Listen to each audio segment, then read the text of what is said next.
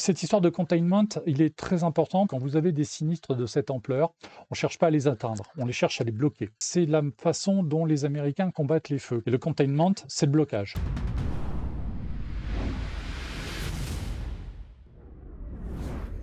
Debout là-dedans, c'est l'heure de lâcher solo. Bonjour à tous, Frédéric Marsali au micro. Welcome à bord. On va évidemment parler des feux au Texas, parce que les feux au Texas, qui ont fait les gros titres de la presse généraliste cette semaine, c'est un événement en soi et on va en discuter parce que j'ai pu récupérer quelques images sympas des interventions des pompiers du ciel. De toute façon, l'aviation de feux de forêt est à l'actu à deux titres.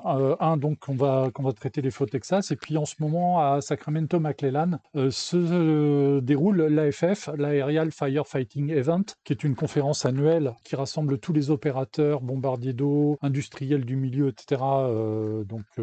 Cette année, c'est en Californie. L'année prochaine, ce sera à nouveau en France. Commençons par le gros du sujet. Donc, c'est ce qui s'est passé, c'est ce qui se passe en ce moment actuellement au Texas. Donc oui, le Texas est en feu et c'est tôt pour la saison. On est début mars. Et on se retrouve avec des feux, des méga-feux déjà en cours dans le centre des États-Unis. C'est pas anodin et on va détailler tout ça. On va aussi détailler les moyens d'intervention qui sont en action là-bas avec des images sympas. Donc à l'écran, vous avez la carte du Texas avec les villes principales et les villes dont on va parler aujourd'hui. Donc c'est Abilene qui est ici, Childress, Dumas, le lac Meredith. Alors le sans-titre, c'est juste un point géographique qui est le point d'extension maximale du feu. C'est les coordonnées géographiques du jour. Le secteur qui est concerné par les feux, c'est ce secteur qui est ici. Pour vous donner une idée de l'ampleur du désastre, la ligne droite, là, le cadre, elle fait à peu près 200 km de long.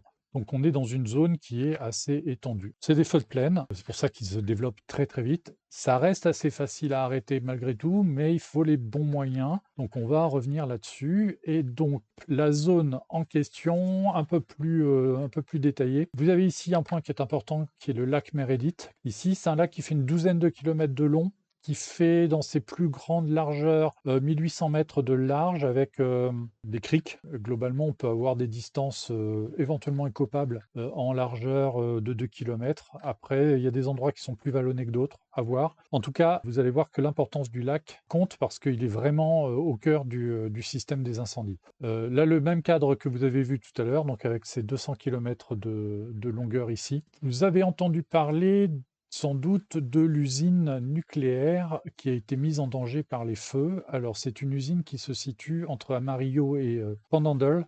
C'est une usine qui se situe là à peu près. C'est une usine d'assemblage et de déconstruction des armes atomiques américaines, notamment des vieilles bombes B-61. Elle se situe là et son activité a été menacée par les feux parce que un des deux feux descendait plein sud. Puis la base s'est mise en posture de sécurité, mais n'a pas été touchée par les feux. On peut se demander ce que ça donnerait un feu de prairie qui débarquerait là-bas. Bon, évidemment, on est dans des abris durcis, on est dans des installations, c'est pas. Mais médiatiquement, c'est vrai que ça a été un point saillant de ces histoires d'incendie et un des points qui ont fait qu'on en a parlé dans la presse nationale. Donc voilà le théâtre des opérations et la vue suivante est la carte publiée par les pompiers du Texas qui vous donne la position exacte des sinistres en cours. Il y a 3 sinistres en cours qui ont tous commencé le 26 février dernier. Les causes sont en cours d'enquête. On a un petit feu, alors entre guillemets, vous allez voir, le Grapevine Fire, qui a fait 37 883 acres, en gros 15 000 hectares. 15 000 hectares, c'est un petit peu moins que ce qui a brûlé à Landiras en 2022, les gros feux dans la forêt des Landes. Le Landiras, il a fait 20 000. Et ben là, on est à 15 000, un petit peu moins. Donc ça reste quand même une grosse empreinte. Le containment est de 96%. Cette histoire de containment, il est très important parce que c'est la façon dont les Américains combattent les feux. Quand vous avez des sinistres de cette ampleur, on ne cherche pas à les atteindre, on les cherche à les bloquer. Et le containment, c'est le blocage. En gros, ici, sur les cartes, vous avez en noir les zones où le feu est contenu et en rouge, le feu est toujours en propagation. Donc le Grapevine Creek, il est contenu à plus de 90%. Il n'y a plus que cette zone-là sur laquelle il faut intervenir. Le second feu, qui est beaucoup plus important, c'est le Windy Deuce Fire, qui a fait, en date d'hier, 144 208 acres, c'est-à-dire 58 000 hectares. C'est un peu moins que ce qu'on a brûlé en France en 2022. Et sur un seul feu, les Américains, les Texans ont brûlé à peu près 2 ou 3 fois ce qu'on a brûlé l'année dernière en France, tout compris. Donc ça reste un feu très très important. Il y a pas eu de ville détruite parce qu'on est dans la prairie, mais il y a eu des victimes, on va y revenir. Et puis évidemment, le gros du problème, le Smokehouse Creek. Alors lui, il a battu des records, puisqu'il a fait 1 58 400 acres, donc en hectares, ça fait 428 000 hectares. 428 000 hectares. Il est contenu à 74% et on voit bien qu'ici, on est toujours en expansion. Ici aussi, difficile à contenir avec toutes ces pointes. Imaginez que vous êtes en train de combattre le feu ici. Ouais, il y a de quoi se faire des cheveux blancs. Et puis, il y a aussi cette zone-là, ce secteur-là qui n'est pas maîtrisé. Une fois que ces secteurs-là seront maîtrisés, le feu sera considéré comme contenu, pas forcément éteint. Les opérations vont continuer. Donc, sur le Smokehouse, juste pour information, il a fait 500 000 acres, donc il a fait la moitié de sa surface en 24 heures après le déclenchement. Il est parti comme une bombe. 200 000 hectares en 24 heures. Donc c'est parti. Pour ceux qui lisent des bandes dessinées, Tintin en Amérique, la scène du feu de prairie, c'est exactement ça qui s'est passé. Je pense qu'il y a dû y avoir des animaux qui ont dû galoper et pas mal de personnes. Une chose est sûre, les bouleversements climatiques qu'on connaît font que ces feux sont extrêmement importants. Cependant, il faut remarquer quand même que le Smokehouse Creek est aujourd'hui le feu le plus important à n'avoir jamais touché le Texas, mais il dépasse de peu le précédent qui en fait remonte en 2006. C'était le East Amarillo Fort Complex Fire. Donc Amarillo, on est dans le secteur. Il avait fait 900 000 acres, 364 000 hectares, et il avait surtout causé la mort de 12 personnes, dont 4 dans un accident de la route causé par les fumées. Le phénomène qu'on voit aujourd'hui, surtout sur le Smokehouse Fire, c'est quelque chose que le Texas avait déjà connu. Les surfaces sont un tout petit peu plus élevées, proportionnellement, sensiblement, mais on reste quand même dans quelque chose que le Texas avait déjà connu. Bon, évidemment, un feu de prairie, s'il n'y a rien qui bloque le feu, ça part, et c'est très difficile à arrêter. Alors, pourquoi c'est notable? D'une part, parce qu'effectivement, c'est le record au Texas, et ça, c'est un point essentiel qui a été soulevé, c'est que les moyens aériens qui sont engagés pour défendre ces feux sont relativement réduits. Alors, la première explication, c'est oui, ils sont réduits parce que c'est tôt dans la saison. Il y a une deuxième explication qu'on verra ensuite. Alors, les moyens engagés sur les feux du Texas, vous allez voir, le détail n'est pas énorme. On a 3 LAT. Alors, les LAT, c'est les Large Air Tankers, donc ce sont des avions bombardiers lourds. Donc, il y a 3 LAT à Abilene, 400 km plus au sud. C'est une base, c'est un pélicandrome, le terme n'est pas bien choisi. Aux États-Unis, c'est une Air Attack Base. En France, ça s'appellerait un pélicandrome. C'est une station de l'US Forest Service et c'est une des rares stations au Texas qui peut accepter des LAT. Il y a d'autres aérodromes qui peuvent recevoir des avions bombardiers d'eau dans la région. C'est le cas, ce qu'on a vu sur la carte un petit peu plus tôt, mais c'est des aérodromes régionaux et les plus gros appareils qu'ils peuvent recevoir sont des avions agricoles. Donc sur ces 3 LAT, j'en ai identifié que 2.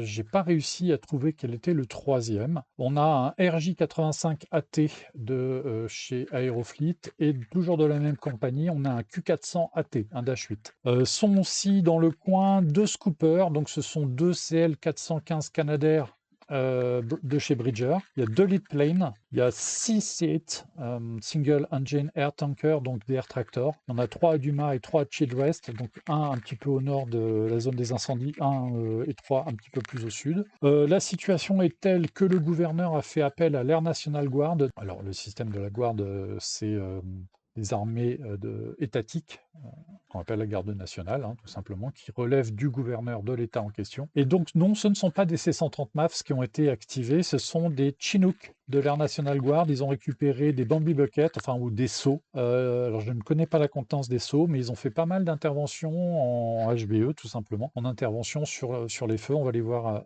à l'image tout à l'heure. Il y a un Black Hawk. Alors, les Chinook peuvent emporter jusqu'à 10 tonnes, mais je ne pense pas qu'ils aient les récipients qui vont bien.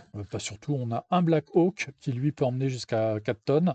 Je pense qu'il relève aussi d'une unité de la garde. Et puis on a deux hélicoptères type 3 à Mario.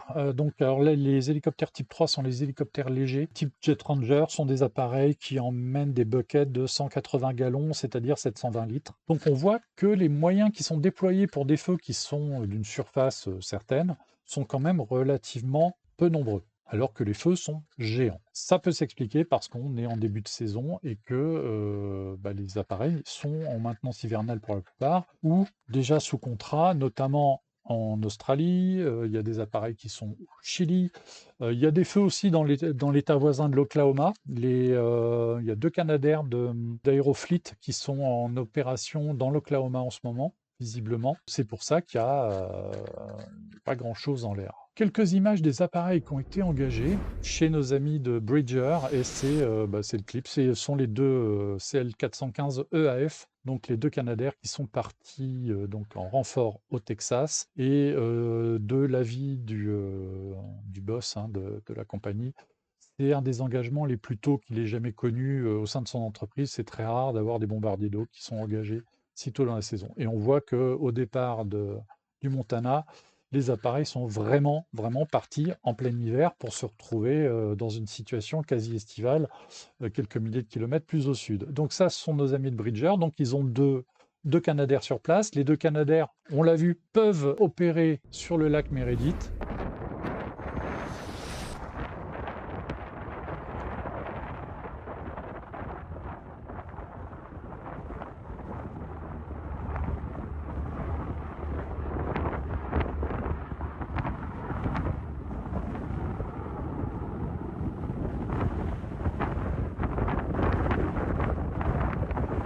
Donc les 2 Canadair qui ont été engagés par nos amis de Bridger, ce sont les Scoopers 281 et 283. Donc là, on les voit en écopage sur la retenue sur le lac Meredith. Donc comme je vous ai expliqué tout à l'heure, 12 km de long, 1800 mètres de large à peu près. On l'entend, il y a beaucoup de vent, et c'est le vent qui a posé énormément de problèmes parce qu'il y a eu des inversions de vent qui ont failli piéger des pompiers. Ça a été très, très, très, très, très rock'n'roll comme intervention dès les premiers jours. Alors, il n'y a pas que en action, il y a lui aussi. C'est une silhouette que vous allez reconnaître.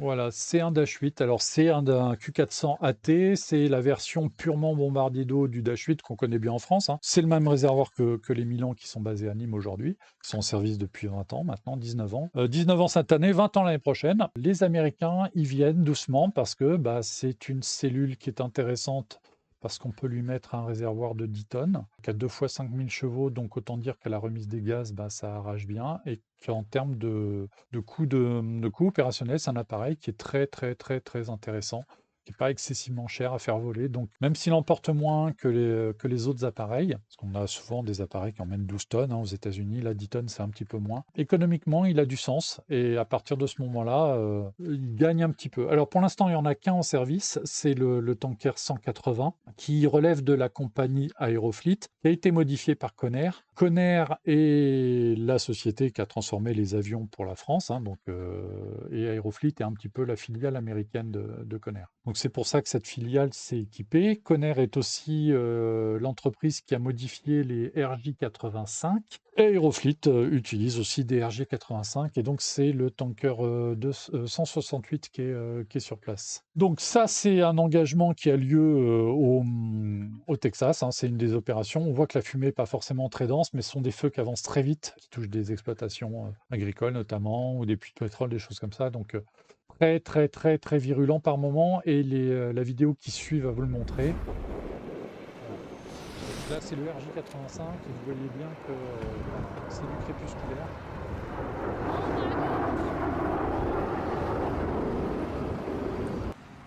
Donc voilà, on est vraiment en fin de journée, c'est pas du nocturne, c'est du crépusculaire, hein, faut pas se leurrer. Voilà une Chinook en action, ceci dit, si on regarde bien, le Bambi, il a l'air quand même assez costaud, hein, donc je serais pas surpris quand même que ça emmène au moins 8000 litres. Voilà, les Chinook de la garde qui peuvent être. Alors, les militaires aux États-Unis n'interviennent que quand les compagnies civiles ne peuvent pas. Et voilà, un single air tanker. Alors, ça, je pense que c'est un air tractor, mais si c'est. Bon, il est un peu loin, il est un peu petit. C'est du air tractor, ça pourrait être un trush, mais là, on est dans la gamme des 3000 litres. Et là, c'est largage retardant. Et le Dash 8.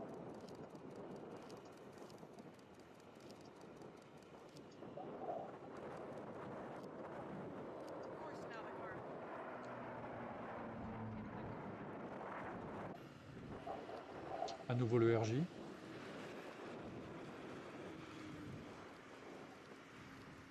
On voit l'aérofrein à l'arrière de l'avion, ce qui lui permet de garder une bonne vitesse. Et les Chinook à nouveau.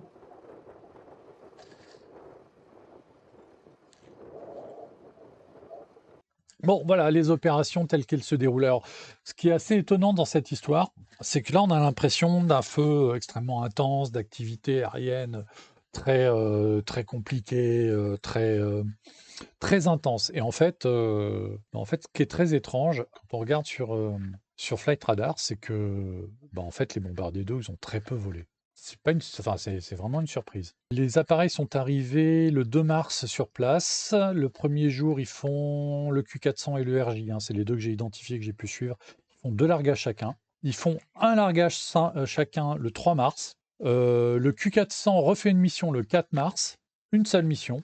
Pas de mission le 3 mars pour le RJ. Par contre, il fait une mission le 4 et il revole le 7. Mais le 7, donc hier, il n'a fait qu'un vol autour d'Abbey Lane, comme si c'était un training. Donc en fait, les appareils sont un peu sous-exploités visiblement, ou alors il n'y a pas besoin. À voir. Le truc, c'est que je n'ai pas par contre les éco-radars des scoopers, qui eux ont le lac vraiment à proximité, donc ont pu enchaîner les largages. Donc est-ce qu'ils ont basculé les opérations plus sur les scoopers que sur les tankers? Ça, j'ai pas encore la réponse. On verra à la fin de l'exercice comment ça se passe. Alors, est-ce que c'est pas une question de culture locale aussi? Les pompiers texans ont peut-être pas le réflexe de les appeler comme les Californiens ou les Français. Ça rentre en ligne de compte. Oui, il y a une culture de l'engagement des LAT au Texas qui est peut-être pas tout à fait dans les mœurs. Après, il y a peut-être aussi une question de coût. C'est-à-dire que quand tu as les sites qui sont basés à 30 ou 40 km, donc arrivent en 10-15 minutes assez facilement, ces avions d'une compagnie locale, tout va bien, c'est peut-être plus facile à appeler que les LAT qui sont à Beeline, qui sont à 1 heure de vol. Donc il y a une histoire de coût à rentrer en ligne de compte. Honnêtement, j'ai pas d'explication sur le peu d'emploi des bombardiers d'eau lourds, parce que quand on a un feu de 400 000 hectares, on a peut-être tendance à mettre le paquet. Et bien là, pas du tout. Donc j'ai pas d'explication et c'est pour ça que c'est quelque chose d'extrêmement intéressant à discuter. À partir du moment où mes sources, qui sont Flight Radar ou ADS-B Exchange, ne captent pas tout. Si, par exemple, des codes transpondeurs filtrés étaient utilisés, on ne les verrait pas. Donc je me base uniquement sur les observations que j'ai pu mener. Et je trouve que là, on ne les voit pas trop voler. C'est un point un peu important. L'autre point, c'est qu'effectivement, on voit qu'ils ne sont pas très nombreux, hein. On a un méga feu, on engage 3 lattes de scoopers, pour parler des moyens qui relèvent de grosses compagnies et qui ne sont pas locales, hein, puisqu'on a des gens qui viennent du Montana et les autres qui viennent de l'État de Washington, donc il y a quelques milliers de kilomètres entre les deux. Ça pose question. L'aéroport d'Amarillo pourrait tout à fait accueillir des DC-10 aussi. Va peut-être falloir penser à mettre des pompes et des réservoirs sur place. Sauf que les DC-10 sont encore en maintenance hivernale, ne sont pas disponibles. Pour l'instant, je ne sais pas s'ils sont engageables, les DC-10. Et là, se pose aussi la question de, et là, je n'ai pas la réponse, par quel biais les avions ont été engagés? Est-ce qu'ils ont été engagés au nom du Forest Service ou est-ce que c'est un engagement lié spécifiquement avec l'État du Texas qui dit on a un problème, quelle compagnie a des avions, qui peut m'envoyer quoi et c'est quoi votre budget? Et à partir de ce moment-là, ça pourrait expliquer que les avions ne sont pas utilisés très intensément. C'est ce qui montre la différence entre les moyens américains, par exemple les moyens français, c'est que quand il y a un gros feu en France, comme c'est les moyens publics, on a tendance à mettre tous les avions en action. C'est le budget de l'État, ils sont là pour ça. Là, c'est des budgets public-privé, partenariat public-privé. Il y a peut-être une approche qui est de faire attention aussi aux dépenses, sachant que là, on est dans du feu de prairie et que l'outil le plus intéressant pour lutter contre les feux de prairie, c'est peut-être ça. Ça, c'est un bulldozer. Et pour bloquer un feu de prairie, on imagine bien ce qu'une saignée dans l'herbe rase peut faire pour bloquer un feu. Alors, pour vous donner une idée des moyens qui sont engagés sur ces feux, donc sur le petit, entre guillemets, sur le Grapevine, il y a 63 personnes qui sont engagées avec 10 véhicules plus 2 bulldozers. Sur le Windy Deuce, on a 210 pompiers, 34 camions et 2 bulldozers. Et sur le Smokehouse, donc celui qui fait 400 000 hectares, on a 276 personnes, 51 camions et 5 bulldozers. C'est précisé à chaque fois le nombre de bulldozers parce que c'est l'outil terrestre le plus efficace sur ce genre de feu. Il faut les positionner au bon endroit, il faut les faire agir de la bonne façon. Il faut enlever, faire des coupe-feu tout simplement en amont, au bon endroit, pour que quand le feu arrive, soit naturellement bloqué. Donc c'est l'outil principal qui est utilisé, et c'est peut-être parce que ces outils-là sont plus efficaces que les avions sont sous-employés. Moi, sur un feu comme ça, honnêtement, une barrière de retardant, c'est hyper efficace. Simplement, c'est peut-être pas forcément le même coup. Le 747, le supertanker, quand il a été engagé au Chili, il était arrivé à vide, avec des sacs de retardant dans la soute, et à l'arrivée, ils ont construit une piscine, ils ont improvisé un mélangeur, et puis ils ont chargé l'avion avec le retardant qu'il avait amené. Alors, oui, sur un bombardier lourd comme ça, t'emmènes 40 tonnes de sacs, t'as de quoi faire quelques largages. Idée idiote de Monsieur Franck, mais il n'y a pas d'idée idiote. Un pélicandrome mobile aéroporté, un 767 avec 40 tonnes de poudre et des pompes au débit à l'intérieur, prêt à mélanger et à remplir les tankers. C'est un concept. Simplement, il faut que le concept soit mis en place et validé. Le 767, pour l'instant, on n'a pas d'exemple de modification bombardier d'eau. Je sais qu'on a parlé à un moment du 757, mais j'ai pas de nouvelles. Ce que tu expliques et ce que tu dis, c'est exactement ce qui a été fait il y a quelques années avec celui-là, hein. Voilà. Le 747, le supertanker, quand il a été engagé, c'est au Chili, il était arrivé à vide, avec des sacs de retardant dans la soute, et à l'arrivée, ils ont construit une piscine, enfin, ils ont gonflé une piscine, ils ont fait un mélangeur, ils ont improvisé un mélangeur, et puis ils ont chargé l'avion avec le retardant qu'il avait amené. Alors, oui, sur un bombardier lourd comme ça, t'emmènes 40 tonnes de sacs, t'as de quoi faire quelques largages. Ouais, c'est un concept intéressant, mais qui n'a pas été plus développé que ça, autrement qu'avec le 747. Lui, il manque. Enfin, moi, il me manque parce que c'était vraiment une belle machine, quoi. C'est belle déco, des mecs sympas à bord. Ouais, le 747, c'est des bons souvenirs, ça. Mais l'avion, alors l'avion vole toujours comme cargo. Il y a une compagnie qui avait acheté la soute et qui voulait réinstaller dans un 747-200, mais on n'a pas de nouvelles depuis plus d'1 an. C'est la FF en ce moment. J'espère qu'on aura peut-être des informations sur les deux concepts, 747 et 757, qui ont été annoncés à grands coups de communiqué de presse, mais sur lequel il n'y a pas eu beaucoup d'avancées depuis. Donc je sais pas trop, ce que ça va donner. Mais c'est vrai que le 747, sur un feu comme ça, il vous fait une barrière de retardant de 10 km. C'est bon, on n'entendait plus parler du feu. Ça, c'est au bord du lac Amarillo. Ça, c'est une photo aussi des pompiers texans. Ils montrent le départ du feu. Ça part vite, ça part gros, grosse fumée blanche. Visiblement, c'est parti comme une bombe. On voit que c'est assez sec hein, quand même, c'est pas très vert, hein, les herbes autour. Donc, il y a un problème de sécheresse, il y a eu un problème de vent fort, et c'est ce qui explique que la situation est vite devenue explosive. Ça, bah, c'est comme tout à l'heure, ça c'est la photo du Tanker 180, le Q400 AT au décollage. Alors, il part de Spokane, donc c'est dans l'État de Washington, et donc il est bien lui aussi parti sous la neige.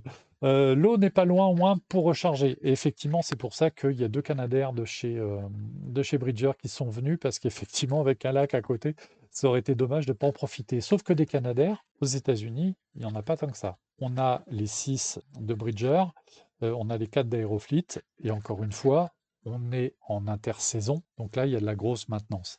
Heureusement, il y a assez d'avions pour qu'il y en ait quelques-uns de disponibles, mais pas tant que ça. Par exemple, le Tanker 180 qu'on voit là au décollage, au roulage prêt à partir, il a terminé les opérations de maintenance hivernale fin février. C'est-à-dire que le feu a débuté, l'avion n'était pas prêt. Et dès qu'il a été prêt, hop, il est parti.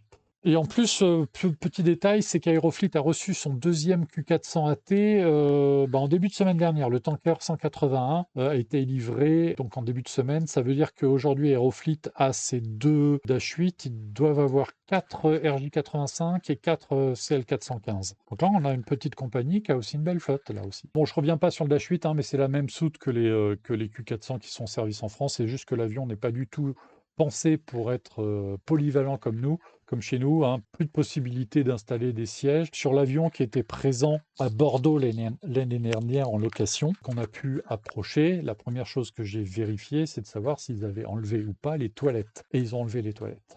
Vous dire qu'il y a des pilotes de la sécurité civile qui sont bien contents en vol de pouvoir toujours disposer des toilettes dans l'avion pendant leur mission. Voilà, ça, comme l'avion en France fait du transport de passagers, bah, c'est la norme, hein, quand on a 60 passagers à bord, bah, c'est normal d'avoir des toilettes, même si le vol, c'est des avions qui font 2 heures, 2 heures et demie de vol. Je pense que les étapes les plus longues qu'ils ont fait, c'est 3 heures. Pour 3 heures, avec 60 ou 70 passagers, bah, tu en as forcément un ou deux qui vont avoir besoin d'aller faire un petit pipi. Et ben, sur les avions français, ils peuvent, ce sont les seuls bombardiers d'eau au monde où c'est possible, parce que les toilettes restent à poste quand l'appareil passe en mode bombardier d'eau. Et donc voilà, ça fait c'est une particularité. Sur les Q400 AT modifiés par Connair, le but du jeu, c'est d'alléger l'avion un petit peu plus encore. Et donc tout saute. Photo suivante. Ça, c'est une photo qui est amusante puisque c'est le Tanker 168 qui est actuellement à pied d'œuvre au Texas, donc un appareil qui relève de la compagnie Aerofleet également. Et c'est une photo qui a été prise au Texas, mais il y a 2 ans, en 2022.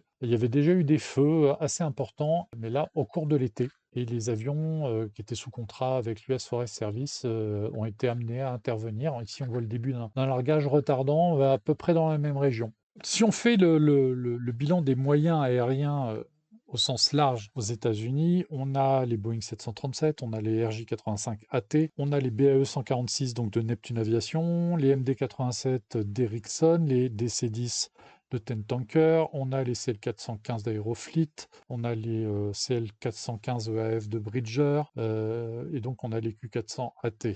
Avant, il y avait effectivement les P3 Orion. Alors les P3 Orion, ça j'en avais déjà parlé il y a 15 jours quand on avait évoqué les C-130 du Cal Fire. Ce sont des avions qui sont rentrés en service dans les années 80 comme bombardier d'eau 3000 litres au sein de la société Aero Union et qui ont été arrêtés en 2011. Les avions sont restés à Chico entretenus jusqu'en en 2018 quand on était allé les voir, ils étaient encore entretenus et ils tournaient une fois tous les 6 mois. Les moteurs étaient mis en route, enfin les avions étaient réellement entretenus, prêts à partir au cas où une compagnie qui voudrait les acheter. Il y a une compagnie qui les a achetés, une compagnie qui s'appelle 3000 gallons, j'ai dit 3000 litres, oh là là, oui, 3000 gallons, 12 000 litres, enfin 11 600, pardon.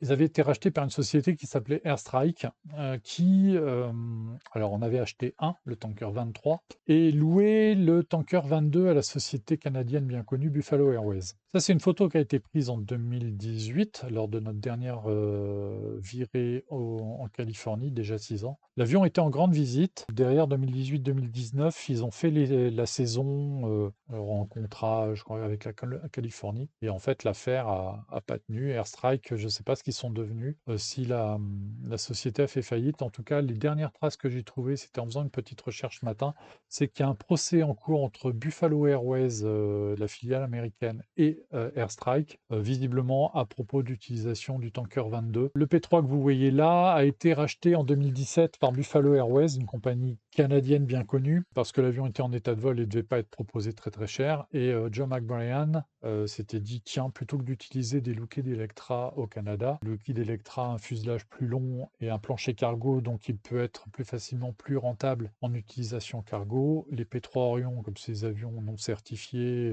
on peut rien en faire à part bombardier d'eau. Moi qui utilise des Electra en tant que bombardier d'eau au Canada, si j'importais un P3 pour les remplacer, et je me retrouve avec des cargos lourds que je connais bien, et puis le P3 c'est quasiment la même chose en bombardier d'eau. C'était ça son idée. Finalement, il a créé un Buffalo USA pour exploiter l'avion aux USA, parce que visiblement ça coince au niveau des histoires de certification avec Transport Canada qui ne veut plus d'avions non certifiés sur les opérations feu de forêt. Donc l'Electra reste acceptable, mais le P3 ne l'est pas, puisque le P3 est la version militaire. Et bien, je ne sais pas ce que cette histoire va devenir. Donc la dernière nouvelle que j'ai de cette opération-là, c'est que il y a un procès entre les deux entreprises, que la première instance a dit je ne suis pas en mesure de juger l'affaire, donc ils sont partis sur une autre instance. Donc la dernière décision datait d'octobre 2023, et donc on attend la suite de savoir comment ça se passe et si Buffalo Airways pourra exploiter son P3 Orion. En attendant, lui est arrêté, et puis on voit, ça c'est une photo relativement récente. Ce qui était intéressant sur les P3 Orion d'Aero Union, c'était les turbines, et on voit que celles-ci ont été récupérées, et donc le pauvre Tanker 21, boum, terminé. C'est une des conséquences du fait d'utiliser des flottes privées. Quand une compagnie fait faillite, s'il n'y a personne pour reprendre le matériel reste à pourrir, et ça donne ça, et c'est un peu dommage. Parce qu'au final, et on le voit à l'échelle américaine comme à l'échelle mondiale, les avions de lutte contre les feux de forêt de tonnage relativement important sont relativement rares. Un état des lieux à l'échelle mondiale des avions de lutte contre les feux, et là je parle uniquement des avions lourds, c'est quelques dizaines d'avions seulement. Alors que les feux, on le voit, à certains endroits, prennent des dimensions qui sont absolument dantesques. Et encore, là, on parle de feux dans des zones habitées, on parle du Texas, hein, c'est un endroit où il y a une densité de population, il y a des villages, et puis on est aux États-Unis. Mais il y a des feux, notamment en Afrique ou en Amérique du Sud, dans des endroits extrêmement isolés, où il y a des ampleurs qu'on n'imagine pas. Il y a zéro moyen d'intervention. Il n'y a pas de, c'est des endroits où il n'y a pas non plus de budget pour louer des bombardiers d'eau. Donc, là, on laisse cramer, et puis ça fait beaucoup de CO2 dans l'air. Alors, c'est du CO2 entre guillemets naturel, mais ça vient s'ajouter à toutes les autres émissions. Donc c'est aussi un pan sur lequel, si on arrive à réduire les feux de forêt, on réduit les émissions globales de CO2, et on sait bien ce que ça apporte sur l'ensemble du problème climatique. Donc ces avions-là, ils ne sont pas si nombreux que ça. Aux États-Unis, on pourrait se dire, oui, il y a beaucoup d'avions. En fait, dans les lourds, c'est quelques dizaines. Boeing 737, il y en a deux, dont un qui est l'hiver en Australie, l'été en Californie. Les RJ85AT, il y en a une dizaine. BAE 146, il y en a une dizaine aussi. MD 87, il doit y en avoir 4 ou 5. Les DC-10, il y en a 4. Les CL 415, il y en a une dizaine, hein. Il y en a 6 chez Bridger, il y en a 4 chez Aerofleet. Les Q400AT, il n'y en a que 2. Et il y a les C130. Alors les C130, le dernier pointage que j'ai fait, il y en a 4. Ils sont tous chez Coulson. Et le petit dernier est sorti d'usine il y a une dizaine de jours, le Tanker 136, dont le surnom est Odin.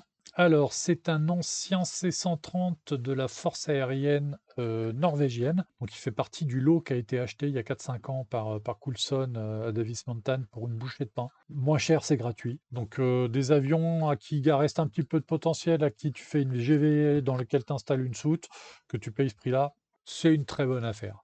Donc il y en a 4 en service. Il y a le Tanker 131, alors qui lui est un avion qui a été récupéré dans un musée, le Tanker 132 Ti, le Tanker 133 Freud et le Tanker 136 Odin. On se souvient que le Tanker 134 Zeus a été crashé en Australie en 2020.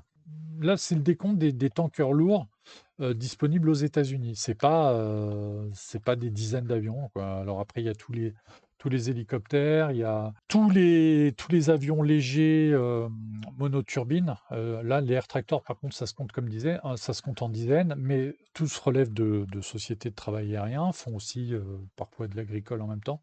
Donc bon, il n'y a pas tant de moyens de ça. Il reste les hélicos et on va parler un petit peu des hélicos pour la fin. Il y a presque plus cher de peinture que de cellules à ce prix-là. C'est un peu l'idée. Il y a peut-être même plus cher. Alors, en étant plus sérieux, il y a peut-être plus cher de soutes que d'avions. Coulson est propriétaire du brevet des soutes RADS qui sont utilisées sur les C-130. Ils sont constant flow, bon ça j'ai déjà expliqué, mais ce sont des soutes où il y a uniquement que 2 portes qui s'ouvre comme ça. Et puis, comme l'ouverture peut être grande, petite, régulée, elle est régulée par un calculateur, ce qui fait qu'on peut arriver à faire des traces plus ou moins longues en fonction de la végétation. Donc, et en plus, avec 2 portes comme ça, on limite le nombre de problèmes d'ouverture de porte.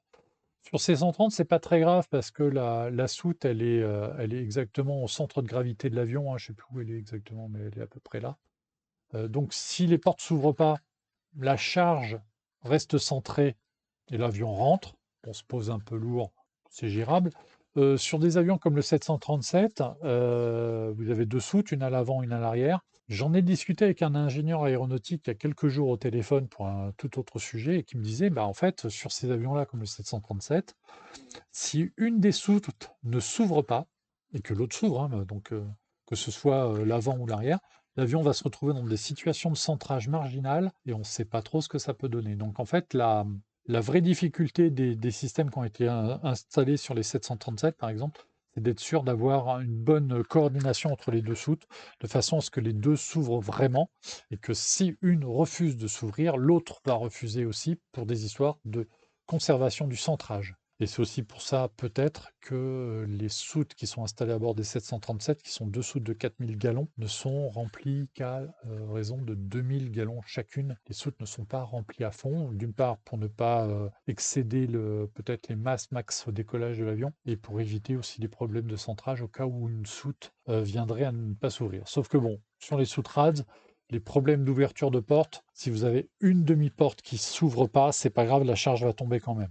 Il faudrait que les 2. Alors que sur des soutes, des trappes, il y a eu des cas de blocage. Alors quand la soute est au niveau du centre de gravité, c'est pas un problème, mais dès qu'on est sur des soutes décalées, comme sur les Neptunes et autres, ça peut devenir problématique. La solution, il n'y a pas de solution. Quand on est hors saison, bah, les avions sont en hivernal, en visite hivernale, donc il n'y a pas de solution. C'est le même problème en France. En France, le contrat de la sécurité civile, alors, contrairement à ce que certains sites ont dit, je me souviens d'articles d'il y a 2 ans qui disaient ouais, la sécurité civile en plein hiver n'a pas d'avion. C'est faux. La sécurité civile est tenue de tenir, même pendant l'hiver, au moins 2 Canadair disponibles et opérationnels pour des missions et au moins un Dash. Alors maintenant qu'il y en a 8, en tenir un opérationnel, avec une soute, c'est pas un problème. Lequel Dash peut servir pour évidemment des missions d'intervention. Il peut y en avoir l'hiver, notamment en Corse, mais aussi pour tout ce qui est mission d'entraînement. Et il y a systématiquement, tout au long de l'année, au moins 2 Canadair disponibles, prêts à intervenir, même le 31 décembre, parce que c'est la mission de la sécurité civile. Je me souviens d'articles qui disaient le contraire, non, c'est faux. Mais le problème, c'est que si vous avez un énorme feu au mois de février, vous allez avoir 2 ou 4, peut-être 6 avions disponibles, vous n'aurez pas la flotte totale. La flotte, elle arrive en sortie de maintenance au mois de mai. Tous les avions doivent être disponibles en mai. Parfois, ça glisse, c'est juin. Et là, ça pose des problèmes parce qu'il faut former les pilotes et puis qu'on peut avoir des gros départs dès le mois de juin. Mais le contrat, il est ainsi fait. Et donc, tout ce qui est feu hors saison, c'est très compliqué à gérer parce que les avions ne sont pas disponibles. Et c'est le cas aux États-Unis. Reste le problème des hélicos. Alors, on l'a vu que l'Air National Guard là, avait des Bambi Buckets pour intervenir et je pense que c'est effectivement un moyen d'intervention très intéressant. C'est pas le seul, il y a toutes les compagnies privées, mais compagnie privée, ça veut dire bah, il faut signer des contrats, il faut avoir des budgets pour ça et c'est pas toujours possible. Ça reste problématique pour tout ce qui est hors saison. En ce qui concerne les hélicos, alors les dernières nouvelles sur les hélicos qui sont intéressantes parce que justement, si on a un nombre de bombardiers d'eau qui est relativement limité, en termes d'hélicos, les choses ont tendance à s'améliorer. On a de plus en plus de compagnies qui achètent des CH-47D auprès des surplus américains. Alors, ce sont des compagnies américaines qui, comme elles sont en contrat avec des entités américaines, peuvent bénéficier de, entre guillemets, de passe-droits qui font qu'elles peuvent acquérir les surplus américains. Si vous êtes une entité nationale européenne, par exemple, vous n'aurez pas accès aux appareils CH-47 d'occasion, ou alors par des intermédiaires, parce que comme vous n'êtes pas sous contrat avec les autorités américaines, eh ben, vous n'aurez pas de régime de faveur. Ça fait partie des règles de protectionnisme qui sont en place là-bas. Eh bien, sur les hélicos, ça bosse. Mon confrère Frédéric Lert, en début de semaine, il était présent au HAI, hein, qui est l'hélicoptère, le grand raout des hélicoptéristes aux États-Unis. Ericsson a annoncé que après des années de modification d'appareils militaires, ex-militaires aux standards civils, ils allaient se lancer dans la construction d'un premier Aircrane 9. Donc il y a eu 99 ou 100 CH-54 TAR construits pour l'US Army. Ce sont ces appareils-là qui ont été civilisés par Ericsson avec les soutes, les fameux hélicoptères orange dont vous êtes assez familier, j'espère. Ça, c'était tous des avions anciens US Air Force, US Army. Certains avaient fait de Vietnam, qui ont été simplement modifiés par Ericsson, qui rachetait les cellules des appareils et qui les modifiait pour le marché civil en exploitation en propre, ou vendus, ou loués. Enfin, là, il y avait business. Sauf qu'il n'y avait que 99 cellules possibles, moins les appareils crachés. Ce qui fait qu'aujourd'hui, après des années avoir maintenu la flotte et donc connaître les appareils sur le bout des doigts, et donc avoir soutenu ces flottes-là au niveau industriel, ça veut dire fournir les pièces détachées, à force de fournir toutes les pièces détachées, ils se lancent dans la fabrication d'un premier Aircrane, Skycrane 9, Aircrane 9. Je ne sais pas quand est-ce que le dernier a dû sortir de production, mais ça doit bien faire une trentaine d'années. Donc c'est un cas incroyable de relance de production d'un appareil. On avait une compagnie aussi qui, au cours de ces dernières années, avait construit son modèle industriel pour être prêt à le faire un jour. Pour l'instant, on n'en avait pas besoin, mais ça y est, ils sont passés à ce stade-là et ils vont pouvoir se lancer. À voir combien d'appareils ils vont pouvoir créer, vendre et à quel prix ils vont pouvoir les vendre. Entre nous soit dit, les Aircrane, c'est des appareils qui sont des vraies pures grues volantes. Ça peut soulever entre au moins 10 tonnes de retardant, voire peut-être 12. C'est l'équivalent d'emport d'un C-130, d'un C-130A ou d'un P-3 Orion. Donc c'est en fonction du coût, ça peut être extrêmement intéressant. Pour mémoire, les Aircranes sont en service en Europe, en Italie. Les forestiers en ont. La Protezione Civile, je crois, en exploite aussi. Et il y en a aussi en action en Grèce, mais là, je crois qu'ils sont loués. C'est un contrat de location qu'a Ericsson. Donc voilà, c'est des appareils qui pourraient à nouveau peut-être conquérir de nouveaux marchés à partir du moment où ils sont produits à nouveau en série. On va voir le rythme. L'autre information, ça nous vient de Columbia Helicopters. J'ai rédigé une brève, mais je ne l'ai pas terminée parce que j'ai encore une ambiguïté sur un point de détail. Mais en gros, la société Columbia Helicopters est en train d'établir avec Boeing un partenariat qui lui permettrait de certifier civils d'anciens CH-47D. Les CH-47D sont des appareils militaires, donc par définition ne sont pas certifiés, donc n'ont pas les mêmes obligations de maintenance que des appareils militaires. Donc quand ils arrivent sur le marché civil, il y a des limites à leur utilisation. Et en gros, Columbia Helicopter est en train de négocier avec Boeing pour avoir la possibilité de certifier de façon civile d'anciens appareils militaires, ce qui va permettre d'étendre le marché de ces machines. Elles ne seront pas données parce que forcément elles seront passées entre des procédures. Donc il va s'appeler le modèle 234 SP. Il aura quasiment la même dénomination que les versions civiles du CH-47 dont Columbia Helicopters est déjà détentrice des certificats de type. Ce n'est pas les mêmes cellules, donc on va voir. Donc il y a un truc là-dessus qui est en train de se faire. Il y a un premier client qui a été annoncé, qui est la société Rotec, qui opère en Alaska, enfin qui est basée à Anchorage en Alaska, mais dont les hélicoptères bombardiers d'eau notamment sont sous contrat Forest Service et sont utilisés dans tous les États-Unis. En dehors des périodes feux de forêt, sont des appareils qui sont utilisés pour le levage dans les exploitations forestières. Donc il y a un premier client qui exploite déjà des CH-47D qui a levé le doigt en disant « mais moi ça m'intéresse d'avoir des appareils qui sont certifiés pour certains contrats ». à suivre. Et l'autre nouvelle qui a été donnée, c'est que la société européenne Héli-Suisse, donc qui est basée en Suisse, c'est elle qui utilise le CH46 Birotor qu'on a vu cet été, enfin l'été dernier en France, et ben eux ont signé une lettre d'intention d'achat aussi pour un Chinook civilisé. On pourrait avoir un Chinook bombardier d'eau en Europe dès la saison prochaine.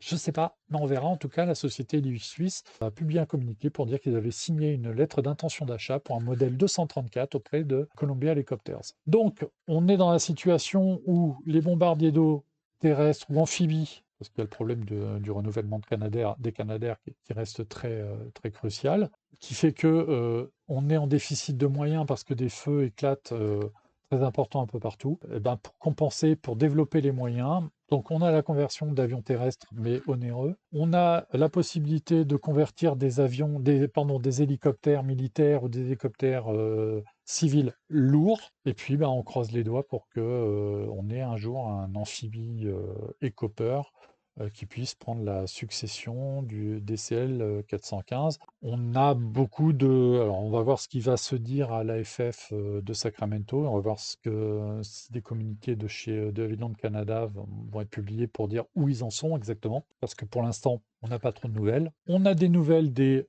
concurrents, des gens qui s'alignent pour prendre la succession. Je pense à Inaero en France, donc une société qui envisage de produire des hydravions bombardiers d'eau capacité 10 tonnes à l'échéance 2030. Donc ils signent des accords, ils ont signé déjà un accord avec l'aéroport de Bordeaux pour installer leur usine à Mérignac. Et là, il y a quelques jours, ils ont envoyé un communiqué de presse pour expliquer qu'ils avaient signé un accord avec un fournisseur aéronautique, bureau d'études, enfin, ils développent leur partenariat pour avoir une offre industrielle cohérente, mais ils sont toujours dans la phase start-up, c'est-à-dire qu'il faut lever des fonds, il faut embaucher des ingénieurs pour travailler sur le sujet, et pour l'instant, ben, ils sont dans cette phase de décollage, de recherche de partenariat pour mener leur projet à bout. Mais le temps passe, les Canadair français vieillissent, on sait qu'ils vont tenir, c'est pas un problème de cellules, mais l'avionique devient obsolète. Et puis quand les avions vieillissent, ben, il y a des pannes, et les pannes sont de plus en plus fréquentes. Et c'est pas des pannes graves, hein, c'est juste des systèmes qui vieillissent, qu'il faut remplacer. Et donc, bah, le corollaire, c'est que la maintenance devient de plus en plus chère. Et c'est pour ça qu'au bout d'un certain temps, il faut réellement passer à des avions neufs parce que c'est moins cher. Parce que bah, on fait des courbes, mais à un moment, elles se croisent. Donc il y a une vraie tension sur le marché des bombardiers d'eau. On voit que les besoins sont généralisés, que des endroits qui sont rarement frappés par les feux de forêt le sont aujourd'hui. On a le cas donc du Texas, on a des cas aussi de feux importants en Amérique du Sud avec énormément de victimes. Bah, sur des situations extrêmes, on peut être amené à utiliser des moyens qui ressemblent à des expédients. C'est le système Kalim Guardian. C'est la première vidéo que je trouve où on voit le système en opération. On va le commenter en même temps. Vous allez voir ce que c'est qu'un moyen, quand vous n'avez pas d'avion disponible, d'avion bombardier d'eau, ce que vous pouvez utiliser pour vraiment combattre vos feux parce qu'il y a vraiment un besoin. Voilà. Donc ça se passe en Colombie. C'est des opérations en cours. Vous êtes sur un aérodrome où il n'y a pas de pélicandrome. Eh bien, vous en êtes rendu à remplir des cartons. Donc, c'est des cartons qui font 1 mètre cube, 1000 litres, 1 mètre sur 1 mètre sur 1 mètre. C'est un système qui est commercialisé par une boîte qui s'appelle Calim et c'est le système Guardian. Donc, vous avez un carton, vous rajoutez une bâche en plastique et puis après, ben, il ne vous reste plus qu'à le remplir. Donc, vous préparez les boîtes et puis ben, vous avez votre pompe et puis vous remplissez. Alors, vous pouvez avoir une bâche en amont ou alors vous êtes directement branché sur un poteau d'incendie. La bâche, c'est bien parce que ça permet d'avoir un véhicule qui éventuellement fait le plein en permanence. Bon, après, ça dépend des plateformes. Derrière, vous avez l'avion largueur, hein, c'est un CASA 295, donc des forces aériennes colombiennes. Et ensuite, eh ben, il faut charger. Et là, il n'y a pas le choix, parce que là, ça fait 1 tonne. Et donc, à dos de militaire, c'est un peu compliqué. Donc, il faut le Fenwick. Ben ça, c'est une solution technique. On met quatre boîtes à bord du CASA, et puis après, ben, on va sur feu, et puis on balance. Et on balance à la main, et voilà ce que ça donne un largage. Alors, là, il y a 3 boîtes qui sont parties, parce que ben, la Colombie, je pense qu'il y a des problèmes d'altitude, il y a des problèmes de chaleur aussi, donc je pense que le CASA ne peut pas toujours prendre la masse max. Mais là, on est sur des largages qui font entre 3 et 4 tonnes. Ça, c'est un système, honnêtement, il y a 20 ans, tout le monde rigolait. Mais aujourd'hui, bah, le système se vend et moi le premier, hein, je fais partie des gens que ça faisait rire et que ça marcherait jamais. Mais finalement, bah, il y a des pays qui ont opté pour ce système-là parce qu'il est pas très cher. Alors autant sur les vues du sol, le largage me paraissait risible, autant sur les vues prises d'avion comme ça, quand on regarde le largage vue d'avion, bah, ça fait un gros nuage de pluie qui a l'air de descendre gentiment sur le feu. Et là, je suis prêt à revoir mon point de vue sur le système. Vraiment. Bon, alors là, autant dire que là, les pompiers, faut dégager, hein, parce que si le truc s'ouvre pas, vous le prenez sur la tronche, ça risque de faire mal. Faudrait étudier la question d'y mettre du retardant, clairement. Clairement, à l'eau, c'est un expédient. Au retardant, c'est la vocation. Reste qu'il faut une infrastructure, il faut du retardant. Et ça a un coût. Il y a des endroits où on ne peut pas utiliser de retardant parce qu'il y a des cultures, par exemple. On peut discuter des cultures en Colombie. Eux ont opté pour le Calim Guardian en utilisation. C'est le même cas avec des C27J en Roumanie. Sachant qu'en Colombie, ils ont un C130 équipé MAFS également. Donc, mais ils en ont qu'un seul. Donc autant dire que quand on a des pays qui commencent à utiliser des systèmes comme ça prouve bien la tension et la pression qu'il peut y avoir. Sachant qu'ils ont aussi des hélicoptères militaires, j'ai coupé dans la séquence, on a quelques largages d'un Black Hawk militaire colombien avec un Bambi Bucket, mais le Black Hawk c'est 4000 litres maximum. Donc il y a des besoins partout, c'est un sujet très très important. On reparlera éventuellement de la succession des Canadair au cours d'une mission, je pense qu'on fera une émission spéciale. Mais voilà ce qui se passe aujourd'hui et on est en plein mois de mars. Normalement on devrait parler de plein d'autres sujets, mais non, il y a encore de l'actualité sur les bombardiers douilles, sur les feux de forêt. C'est la conclusion de cette histoire. Et les feux qu'il y a eu au Texas sont des feux qui sont réellement immenses, réellement dangereux. Il y a eu 2 morts, bah, c'est pas un petit sujet. C'est pour ça qu'on tenait à vous en parler. Et bien nous, on se retrouve vendredi prochain. Je vous souhaite un très bon week-end. Je vous dis à très bientôt, que ce soit sur Twitch, sur les réseaux, sur Aérobuzz toute la semaine. Et puis, je vous dis à vendredi prochain.